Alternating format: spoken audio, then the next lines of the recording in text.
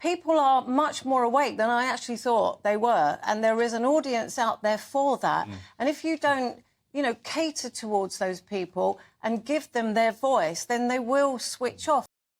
Breaking right now, it has all kicked off at Woke ITV, and after their shocking behaviour over the past few years, over the way that they tried to lock us all up during the pandemic, after they tried to shove awful narratives like Black Lives Matter down our throats and pretend that Meghan Markle was the hero of the royal family, do you know what? I think they deserve it. Go woke, go broke. But the woke-topian stars of ITV daytime are now all turning on each other. Lorraine Kelly, absolutely furious that her show and her team has effectively been axed after decades on air. Remember, I spent one whole decade working at that show, so I know exactly what it's like. She's threatened to quit as a result, and the Loose Women, utterly ropeable. And believe me, when these ladies kick off, things turn nasty. Their view is that they've just been nominated for a BAFTA. Their show is more successful in the ratings these days than This Morning, yet they are being chopped down by 50%. The story, of course, has dominated the tabloid media, the front page of the Daily Star today. They think it's all over your telly. And the reality is that ITV is having to cut these 220 jobs because the whole industry is changing. But trust me, it's the lack of trust that we have on ITV, which means they have brought on their decline so much faster than it needed to be. Dr. Hilary Jones and Lorraine, they pushed the jab on us day after day after day, even lying about its efficacy. Loose Women has tried to suggest that it's completely racist in a majority white country to have a panel that might feature 4 white women, but we should absolutely embrace Chantal, what's her name? Charlene White, and her all-black panel. And if we don't, then we are the racist ones.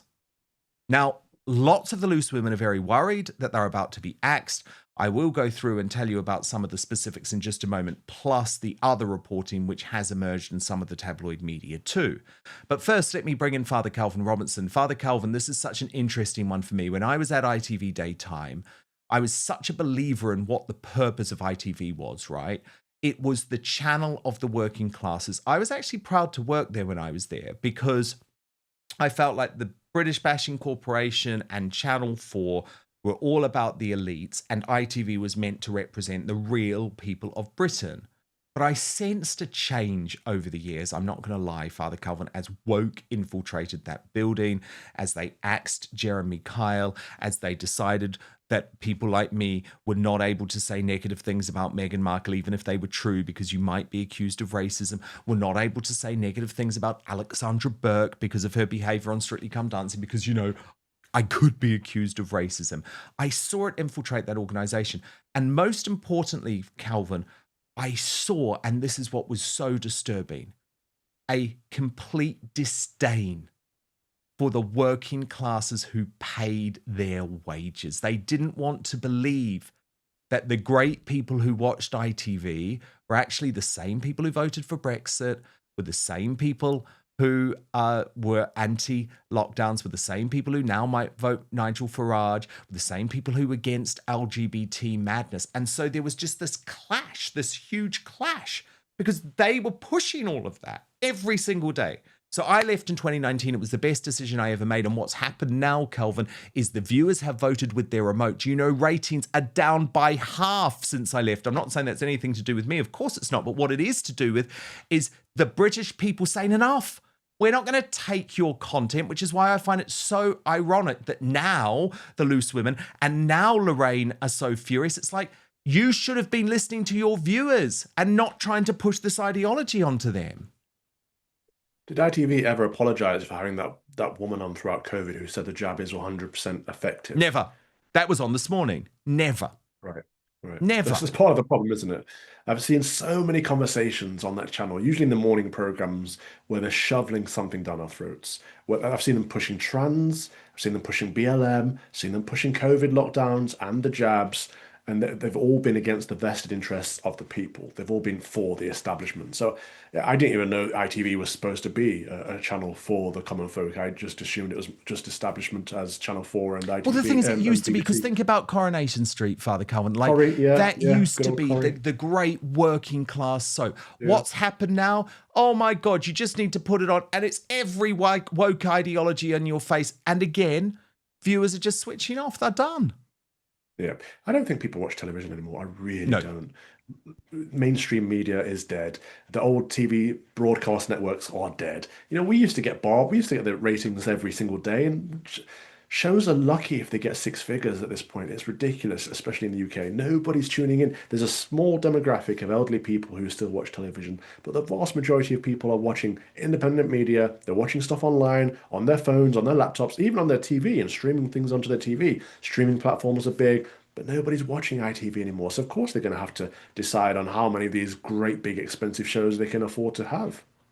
Yeah, indeed. Let me take you through some of this reporting, Father Calvin. So firstly, the Daily Mirror writing that there are fears that Lorraine Kelly is going to quit her show because it's a kick in the teeth, and her devastated staff are venting their fury. Now, Father Calvin, this is a really interesting one for me. And you know, I'm always honest with my audience. I'm authentic in that sense. I don't want to hide behind the fact that I do have personal relationships with some of these people and that they may have changed over the years. And when it came to Lorraine Kelly, it's an interesting one because, I mean, she used to tell my mum and things that, like, I'm Dan's second mother. But as soon as I went to GB News and as soon as I became politically active and I wasn't prepared to go along with, like, her Nicola Sturgeon as the queen of the world and trans rights or everything narrative, she scarpered, really. I just never particularly heard from her anymore. We didn't have a falling out or anything like that. And on the whole, I think she is someone who's put in the decades, and it's a pretty appalling way that she's been treated. But what's interesting is the new guy who's the new boss, who's made all of these decisions as the head of news at ITV, Andrew Dagnall. He's a former friend of mine. He's an interesting one because he's a very middle-class guy, right? Very middle-class conservative guy. However, he's part Iranian, even though he's British born. And he very cunningly used the diversity obsession at ITV, knowing that he would fit in their diversity quotas in order to move up the ranks very quickly.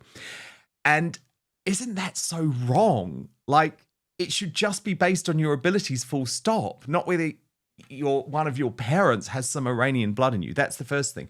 But what's interesting is he personally, Father Calvin, has been very determined to bring Lorraine Kelly down for a long time, because when he used to be producing for her at Daybreak, this was a few years back, she was interviewing Amanda Knox. Do you remember Amanda Knox, Foxy Knoxy? She was accused of the murder of Meredith Kircher falsely, and Lorraine interviewed her, and Andrew Dagnall told her to not speak so fast, and Lorraine hit the roof. And so now it's like, this is the revenge. But on this story, do you think it's right for Lorraine to just say, well, I might quit? Because it is a bit undignified, isn't it? You've gone from having this hour-long show, your own team, and all of a sudden it's like, oh, we're going to put you on for 30 minutes at the end of Good Morning Britain. It's pretty humiliating for her. On one hand, but on the other hand, Good Morning Britain is one of their main flagship shows, and so she's got a slot on there that's still quite good. I just think, you know, she was at one point considered a national treasure. I think she's probably, without being rude, past her prime now. If she quits, I don't know where she'll go or who will take her on. So she should seriously consider her options, really.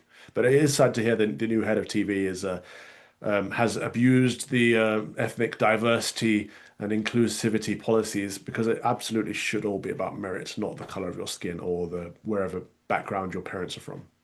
Of course it should. Now, the Loose Women, Father Calvin. Now, as I say, I used to love this show, right? You know, we're great friends, aren't we, with Carol McGiffin? Oh, come on. When it was Carol McGiffin, she was it's probably the worst show. But it Oh, used I love her. I love Cameron. I love yeah. McGiff, but the But show I'm is talking the about worst show on but television. honestly, Calvin, I'm talking about years ago, right? It was so un-PC. It was brilliant. You'd like watch Carol McGiffin and Denise Welsh and who else? Jane McDonald and all of these women, and they would have very un-PC conversations. But anyway, do you remember Carol McGiffin spoke about Love her. yeah, and she's brilliant. And she spoke about on my GB News show how woke had just infiltrated ITV. Watch this. But first, if you're anything like me, you've spent so much time trying to find the perfect skincare treatments for your face, only to realise that you've been neglecting the skin on your neck. But as I've got older, I've noticed that's a massive oversight. The neck is on display all the time, yet so many folk treat it as an afterthought in their routine. And I certainly fell into that trap. So many women in our outspoken audience will know that the skin on your neck is thinner, more delicate, and less oily than facial skin, which means it requires specialized care. And that's why I was completely blown away by this product. When I received it, oh my goodness, I was so happy because Go Pure Tighten and Lift Neck Cream, oh, it smells delicious. It looks beautiful. But most importantly, it is a product which is transforming the necks of women and some men like me, I have to admit, all across the globe. It's such a gorgeous product. I saw noticeable difference within just weeks, and I know it can become a game changer for you too. Outspoken viewers and listeners get 25% off Go Pure using the code DAN at checkout. That's D-A-N, Dan. Just head to gopurebeauty.com/Dan, use code DAN, and you're all set. Now, Go Pure's proprietary firming complex is designed to visibly smooth and firm the neck on your skin and chest in as little as 4 to 8 weeks. In a consumer survey, 100% of users said their skin looked more supple, and 97% noticed a firmer appearance. Indeed, Go Pure's full line of science-backed skin and body care have delivered for over 100,000 real women with real results. It is dermatologist recommended and cruelty-free. Plus, with over 1 million jars sold, this beauty secret, well, it's no longer a secret, is it? You know about it now. So, tighten, lift, and restore elasticity in your neck because your skincare routine shouldn't just stop at the jawline. For a limited time, Outspoken viewers and listeners get 25% off Go Pure using the code DAN at checkout. Just head to gopurebeauty.com/Dan, use code DAN, and you're all set. And after you buy, do us a favor when they ask where you heard about Go Pure, tell them it was after watching Outspoken. But now, back to the show. Yeah, you don't have to keep kind of forcing this stuff down people's throats. And it's not just ITV, it's the BBC is probably worse, actually. And actually, saying that, Channel 4 is probably the worst out of all of them. So, you know, it's not a place where I feel I fit in. And even though that you should be having the debates and you should be, you know, seeing some kind of difference of opinion in the things, in the typical woke ideals, that you don't really get it anymore. You're not allowed to say it. And if you do, you either get censored or you get cancelled, as many people have learnt to their cost. Which has happened to you. But the great news is we don't need ITV now. I mean, look, it's not just GB News, although I think we're a big part of it. People are discovering loads of different platforms on YouTube, on social media. The other thing is, the audience, you know, there is a massive audience out there, and I found this out from all the publicity that's been going around this in the last few days.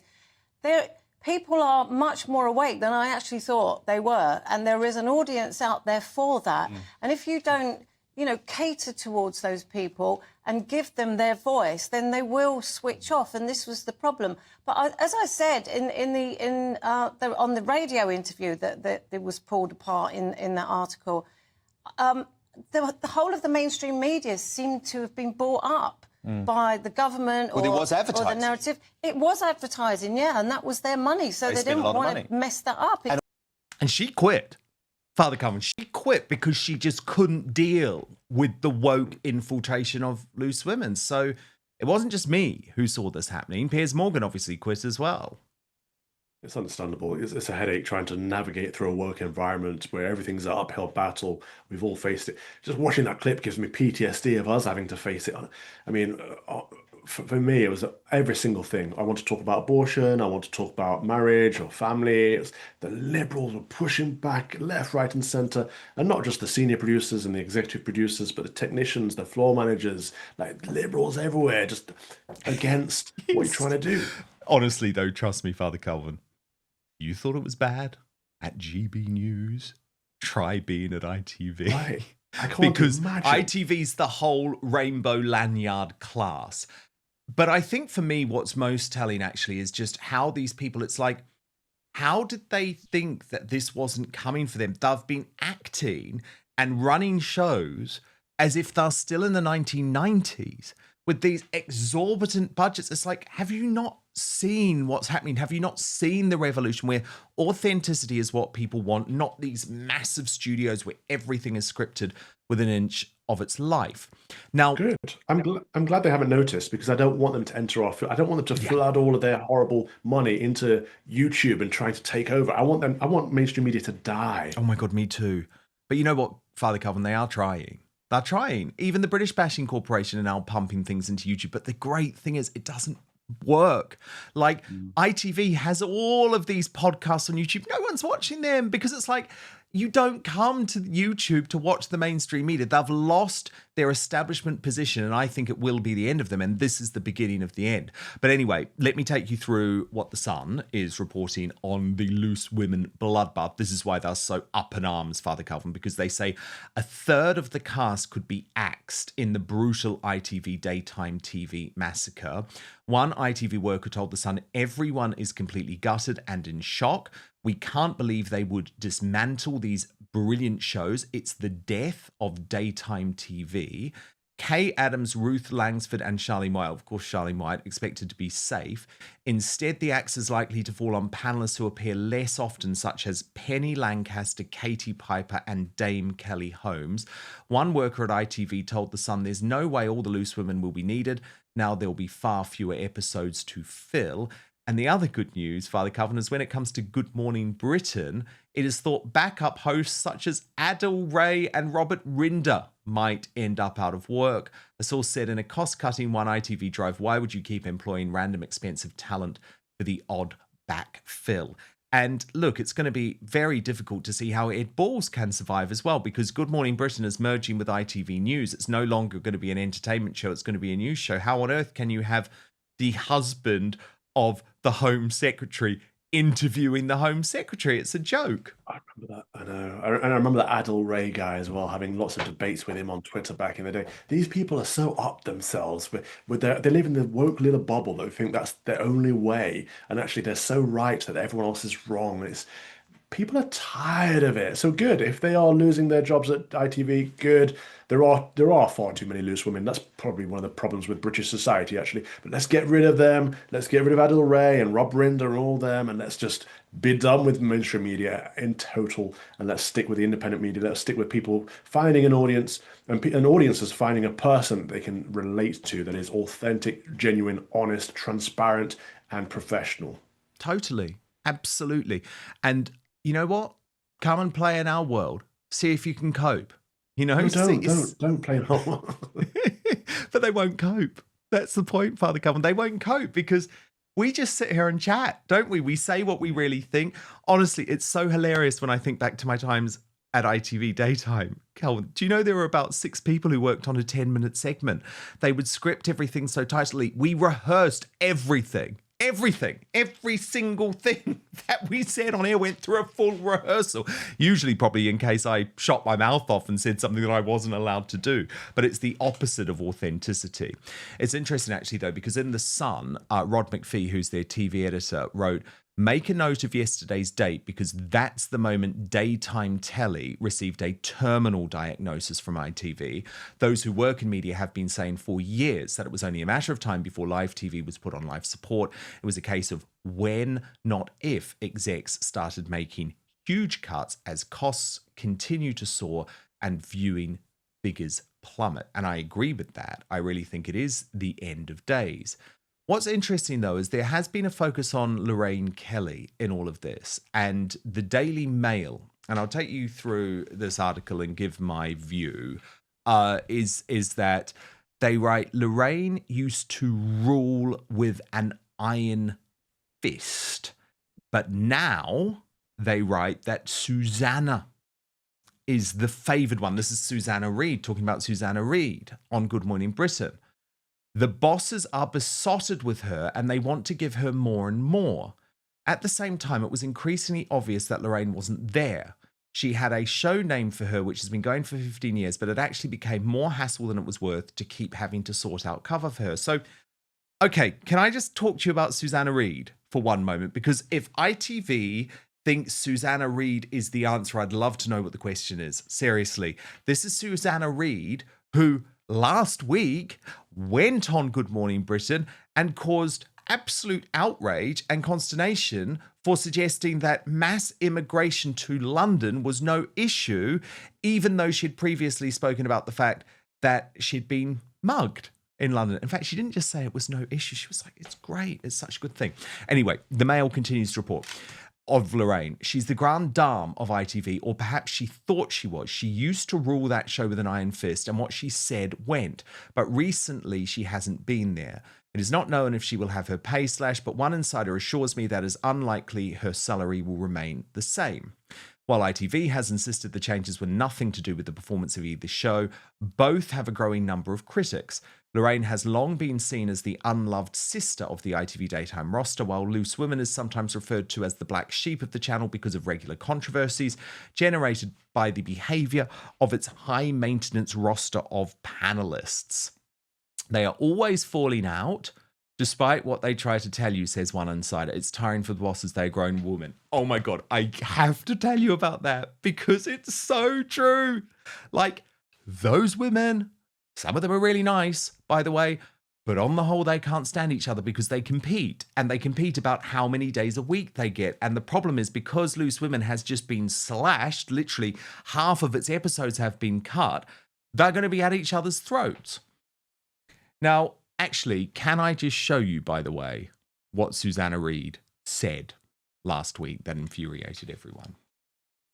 Do you feel like a stranger on your island? Well, I live in the most diverse city in the UK, London. We're in it now. And I don't feel like a stranger. No. I feel like I'm in a really rich, Vibrant. multicultural society. In London, I live in... But am I out of touch with people who this phrase is going to chime with? Because I don't really understand.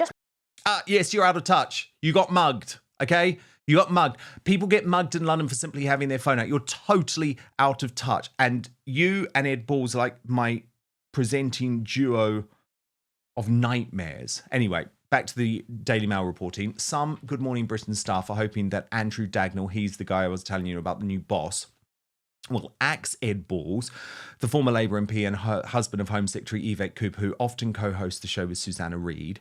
Many take the view that his political connections mean that he's not someone who can be relied upon to provide impartial news coverage. No kidding. Of course he's completely unable to provide impartial news coverage. He's sometimes interviewing the Home Secretary, his wife Yvette Cooper, about conversations they've had in bed. If ITV was even serious about being an impartial broadcaster to the tiniest extent, he would have been axed months ago, but they're not, because this is a left-wing broadcaster. When are people going to realise that? This announcement yesterday, by the way, where they got everyone into the big theatre at ITV, has gone down terribly. There have been tears. I'm told between 220 to 312 people are going to lose their jobs. And an ITV insider said to the Mail, it felt like it had been patched together in a couple of hours. It's pretty obvious they weren't really ready to announce it, but news is already getting out about the cuts. There is no getting away from the fact it's going to be a bloodbath. There will be one team working across what's left of Lorraine and Loose Women, as well as This Morning. At the moment, there is a huge staff. There are people there literally to put headphones on guests. Now things are going to be streamlined and then some. Being told you couldn't ask questions at the end didn't help. What's coming just around the corner is clearly going to be pretty brutal, and they're anxious about speaking out of term and slipping up.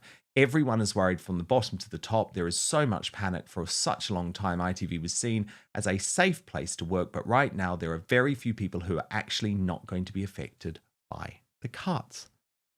And again, I don't have any sympathy. These are bad people. These are bad people who have misled the British public for the past 5 years on the biggest issues of the day, from COVID to Black Lives Matter to the trans extremism. So honestly, it just needs to go. I have no sadness in saying that, even having worked there for 10 years and even knowing there are some good people who work there behind the scenes, but they are a minority. The Daily Mail also recounted Loose Women's day of panic, saying that the stars have been left terrified by the cuts. So let me take you through this too. Anchors Ruth Langsford and Kay Adams, both 65, and presenters Nadia Sawalha and Denise Welsh are believed to be angered and panicked about their livelihoods being at stake, causing uproar behind the scenes. A TV source told the Mail Online all of the presenters are in a state of panic and up in arm following ITV's announcement. These shows make up a large part of their livelihoods, so they are just as stressed and angry as the production staff who have been told over 300 jobs are at risk. Ruth, Kay, Nadia, and Denise in particular have been reaching out to the production team in a panic and to express how angry they are that ITV has made this decision. Lorraine is also furious that her show has been chopped to 30 minutes and moved to just 30 weeks for the year, the same as Loose Women. She thinks it's the ultimate insult after so many years at the channel, especially as Good Morning Britain is staying the same with the current hours airing every weekday of the year, as her show rates the same as they do. Loose Women and Lorraine dropping down on their schedule will badly affect Christine Lampard. She anchors for both shows, so most of her yearly work is now at stake.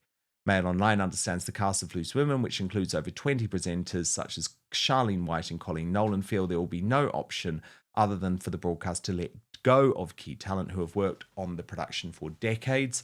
A Loose Women insider added at the moment there are about 20 presenters at the show. Some are contracted like Ruth, Kay, Nadia, Denise, Janet and Jane, and others are more ad hoc like Mylene Klaas and Sue Cleaver. It's hard enough to get right now to give every contributor a fair number of shows and keep everyone happy and on screen as much as they would like. Now the show will air just 30 weeks a year, so a lot of people are going to lose their jobs. There won't be enough shows to go around, so it means presenters who have been on the series for 25 years may be kicked off the panel. So, there's terror, there's backbiting, but let me tell you, this concept of the ITV daytime family was always bullshit. You know, at the beginning of the end, when this all actually started to go downhill in terms of the ratings, was when they threw Jeremy Kyle under the bus overnight. Steve Diamond, a guest on his show, took his own life. But the despicable thing is that Jeremy Kyle was personally fingered for that, personally blamed. So this is not a family. This is a group of the nastiest, most ambitious people in television who are going to cut you up to save their own skin.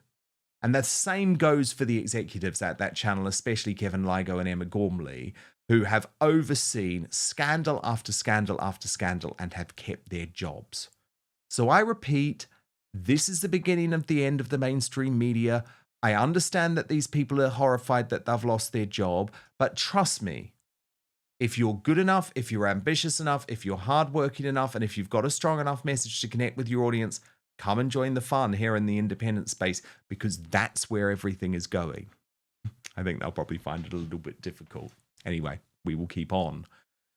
What's really going on at ITV, Woke ITV, as I call it, in the days ahead. Thank you so much, Father Calvin Robinson, for your company today. Thank you so much for watching Dan Wootton Outspoken. Please click on my face just to the bottom left to subscribe to this brand new independent news source and turn on the notification bell so you'll be alerted to our brand new live shows, uncancelled interviews and special royal episodes. Outspoken is also now available as a podcast, so you can listen to the show every weekday on the go wherever you are.